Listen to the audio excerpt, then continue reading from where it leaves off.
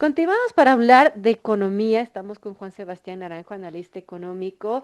Y bueno, ¿qué impacto tiene estos 23, 24 días de paro que ojalá, como mencionábamos, ya exista esta luz al final del túnel y se pueda deponer esta situación que ha asfixiado a muchos habitantes, sobre todo en Otavalo, que bueno, los habitantes de Otavalo no pueden salir de su ciudad, están prácticamente secuestrados.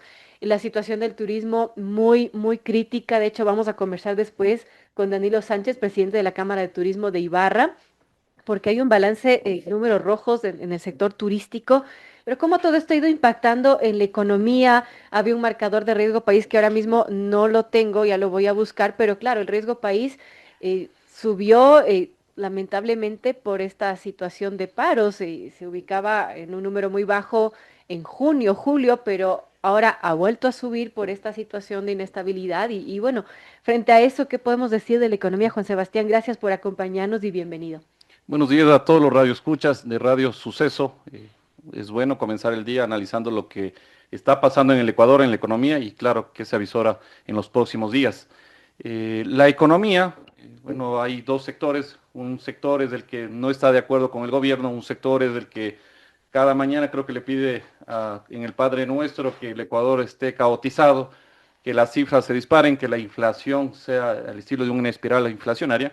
Y por el otro sentido, vemos quienes empujamos que este país se encamine, que agarre un norte, que presente tasas de crecimiento como el Banco Central, así ya lo ha dicho, que el segundo trimestre ha llegado cerca del 3,8% y que además, claro, que las consecuencias no sean tan grandes para que nuevamente a nivel internacional sigamos teniendo credibilidad y esta credibilidad empuje para que la inversión extranjera directa no solo sea de 200 millones de dólares, como fue el año Claro. 2024, sino que sea más. Sin embargo, no hay cómo desconocer la afectación. No miren Imbabura, cuántos productores, cuántos artesanos que domingo a domingo, sábado a sábado en la Plaza de los Ponchos hacían sus negocios, cuántos estilos de hosterías, hoteles esperaban el feriado para poder facturar.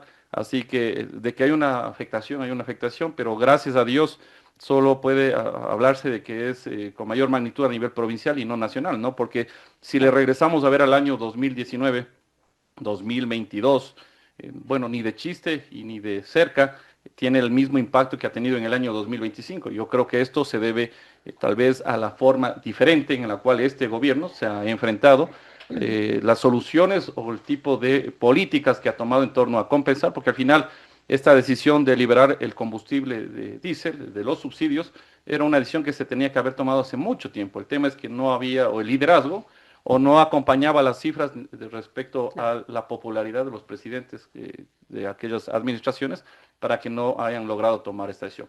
Así que bueno, desde el lado económico, tres cifras que podemos acompañar este día despertándonos o oyendo nuestros trabajos con un ánimo positivo. La primera cifra es que nunca se presentó, según el INEC, una espiral inflacionaria, sino que fue menos del 1%. La segunda cifra es que se termina el segundo semestre con una cifra de Ujú. crecimiento cercano al 3,8%. Y la tercera cifra es que, bueno, aun cuando el gobierno es fuerte, toma una decisión, sin embargo, hemos despertado el día de hoy con un titular de prensa que dice que van a haber conversaciones en las cuales se empuje a la paz, ¿no? Y esto hará que nuevamente el riesgo país regrese, se incrementó 86 puntos la prima de riesgo. 864 puntos del 13 de octubre. Esa era la Efectivamente, cifra luego del 9 de que se octubre dio. comenzó a responder el riesgo país, pero sin embargo, esta prima de riesgo es el nivel de incertidumbre que tienen los Claro. agentes internacionales y yo creo que cuando se regrese al ánimo de paz, volverá reducir el riesgo país.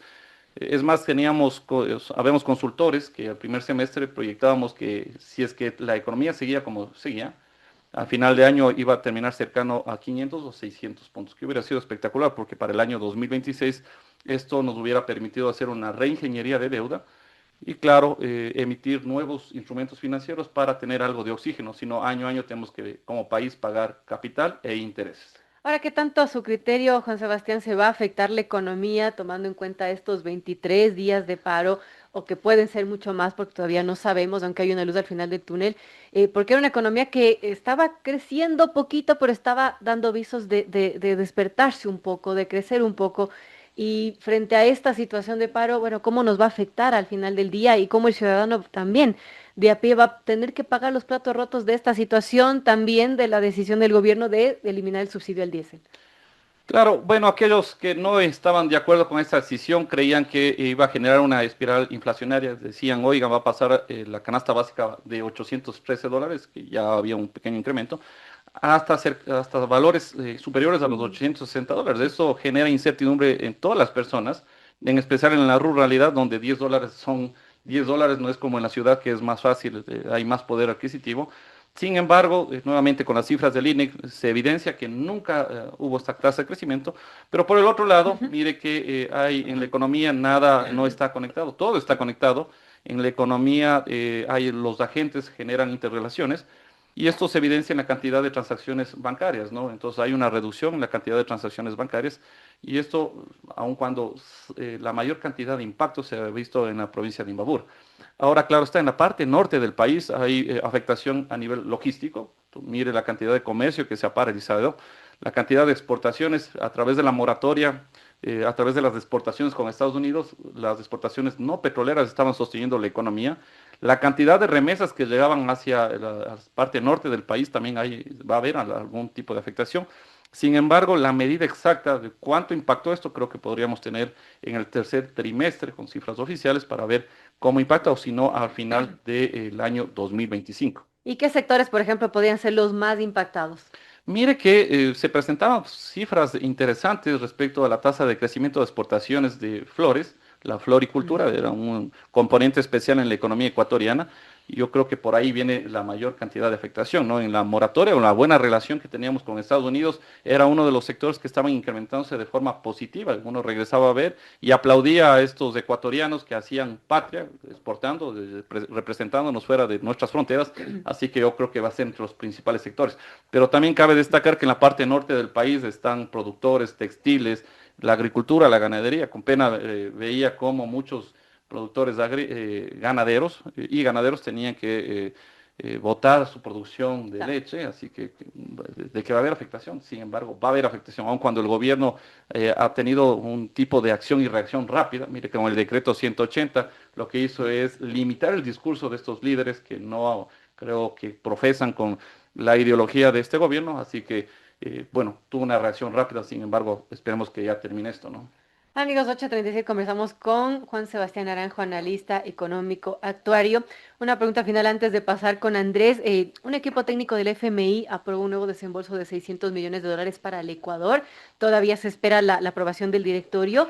Pero ¿qué implica esto, Juan Sebastián, en la práctica? Porque el FMI lo que ha dicho es que, bueno, el Ecuador mostraba signos de una recuperación, que su Producto Interno Bruto estaba mejorando, recuperándose más rápido de lo esperado. ¿Y qué implica esto? ¿Cómo se traduce a la final en el impacto diario de nuestra economía? Bueno, una cosa es que el Banco Central del Ecuador salga y te dé cifras de crecimiento, pero otra cosa es que un organismo internacional con seriedad como es el Fondo Monetario Internacional siga generando confianza, nosotros sigamos teniendo la confianza del Fondo Monetario Internacional y tanto es así que en medio de esta crisis tenemos un nuevo desembolso, en medio de este segundo mandato del gobierno del presidente Noboa, haya habido una reestructuración aportando $1.000 millones a la deuda. Así que, sin embargo, aun cuando el riesgo país se ha desplazado en 86 puntos en su prima de riesgo, el Fondo Monetario Internacional no le pierde la confianza al presidente.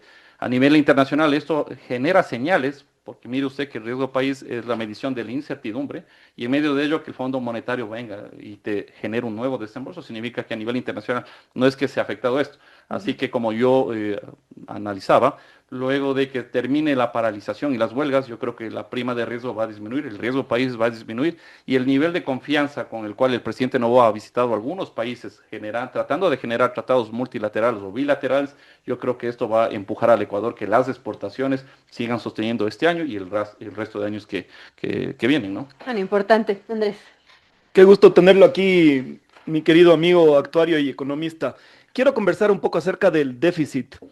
Mire usted, hay un déficit de más o menos 5.500 millones de dólares y el gobierno ha tomado algunos temas correctivos como la eliminación del subsidio al diésel, como también bajar un poco la masa salarial del sector público. ¿Dónde más tienen margen de maniobra para cerrar el déficit y poder asegurar que todo esté más o menos condensado en el sector público y poder hacer las inversiones que se requieren.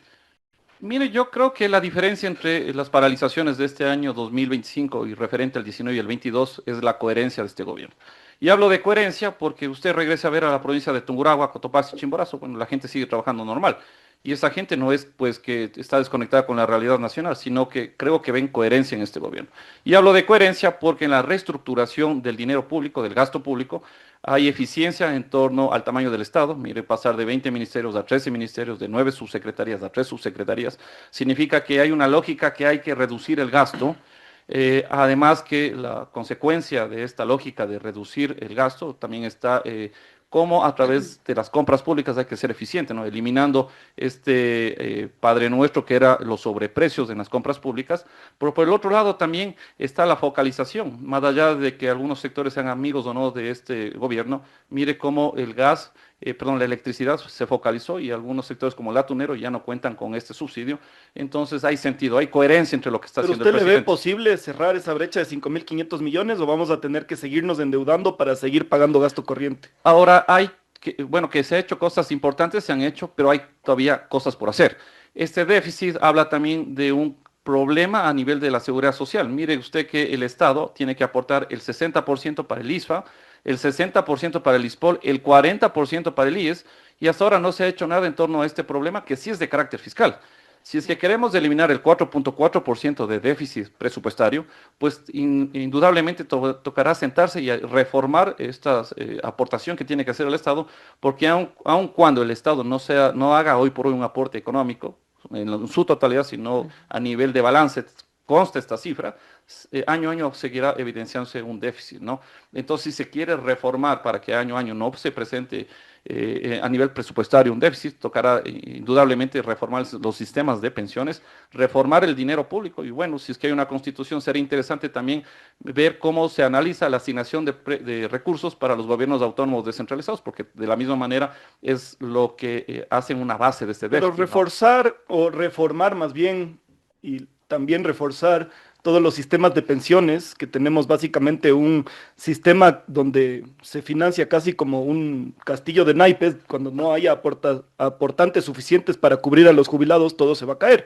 Usted dice, se debe privatizar en cierto sentido, se debe tener un tipo de economía mixta, se debe dar qué reformas para que en realidad sea sostenible y que el gobierno no tenga que seguirle financiando y viceversa, porque también es una caja chica del gobierno, el BIES, lo que se ha dado en los últimos meses. Claro, es que no necesariamente, bueno, la palabra privatizar hay que tratarle con cuidado, y yo digo con guante de seda, porque al final de aquí Es podemos, mala palabra. es una palabra que puede incendiar la sociedad. El reformar el sistema de pensiones no es necesariamente el incrementar la edad de jubilación o el incrementar el valor del aporte. ¿Por qué? Le voy a dar cifras.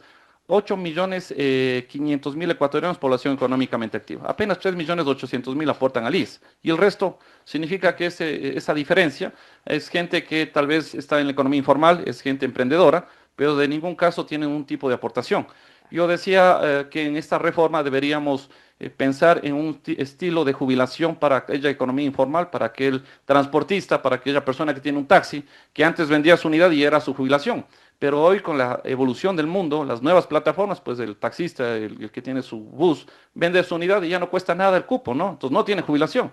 Entonces, en vez de incrementar la edad de jubilación, en vez de incrementar el valor del aporte, lo que se debería pensar es en incrementar los aportantes, con eso aumentamos la base de la pirámide, y con eso habría que pensar en que si el Estado debe subsidiar o no el sistema, ¿no? Por ejemplo, usted regresa a ver, he tenido la oportunidad de estar en la Asamblea, en la Comisión de la Reforma al sistema de pensiones de las Fuerzas Armadas, y uno dice que el Estado debe subsidiar cuando hay desviaciones del mercado. Y la pregunta, y le dejo como reflexión, es que ¿por qué el Estado debe subsidiar este sistema de pensiones cuando hay regímenes, hay tipo de perfiles en los cuales unos se jubilan con 7.000, 8.000 dólares y otros, la tropa con 1.000, 2.000 dólares? Entonces uno se pone a pensar, ¿el Estado debería subsidiar a todos los rangos? O tal vez en esta coherencia de ser eficiente con el dinero público, el Estado debería subsidiar a quien en verdad lo necesite, ¿no? Así que uno regresa a ver a las Fuerzas Armadas, a la Policía Nacional y por ahí pensar que la focalización también de ese subsidio sería interesante. Por el lado del Instituto Ecuatoriano de Seguridad Social, el pensar que luego de generar credibilidad en este sistema, aperturar nuevos sistemas de pensiones para la economía informal puede dar una nueva lógica, ¿no? Y ni siquiera pensar que el Estado sí tiene que seguir aportando con ese 40%. Bueno, tenemos que terminar, lamentablemente se nos fue el tiempo. Gracias a Juan Sebastián Naranjo, analista económico y actuario, por comentarnos, bueno, el impacto de la economía ante esta coyuntura que estamos viviendo. Gracias nuevamente. Sí, yo creo que en medio de esto, en medio de este escenario, de lo peor que podría haber podido acaecer, ocurrir, yo creo que este gobierno ha sido hábil, ha tomado reacciones muy rápidas y ha tomado decisiones además que creo que el pueblo para eso lo elegimos, ¿no? Para que tome decisiones que otros gobiernos no lo han hecho, por falta de liderazgo, por falta de coherencia, pero este gobierno lo ha hecho. Así que hay que, quienes nos escuchen, hay que insistir que todos los ecuatorianos trabajando el día a día, siendo creativos, empujando a la economía adelante con buen ánimo, este país lo podemos sacar adelante. Que hay que hacer reformas, que hay que hacer reformas, que se tiene que tomar decisiones efectivamente. Sin embargo, se lo está haciendo, se están reestructurando cosas que en algún gobierno de mentes no tan lúcidas nos entorpecieron el día a día, nos hicieron creer que se podía seguir gastando sin coherencia, cosa que no es así. Así que Dios bendiga al Ecuador y que todas las decisiones se tomen con mucha sabiduría.